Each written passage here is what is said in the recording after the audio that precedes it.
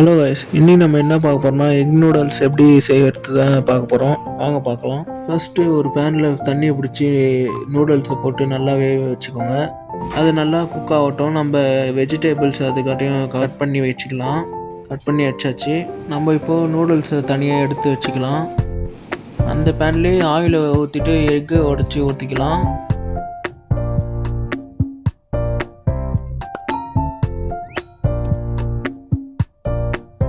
எக்கை உடச்சி ஊற்றினோடனே வெந்துட்டோடனே தனியாக ஒரு பிளேட்டில் எடுத்து வச்சுக்கலாம்.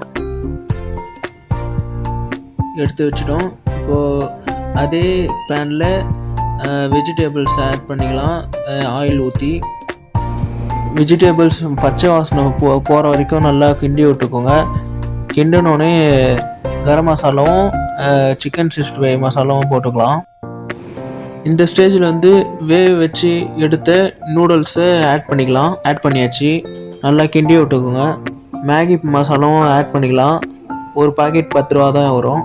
தனியாக பிளேட்டில் எடுத்து வச்ச எக்கை இந்த ஸ்டேஜில் ஆட் பண்ணிக்கலாம். நல்லா கிண்டி விட்டுக்கோங்க.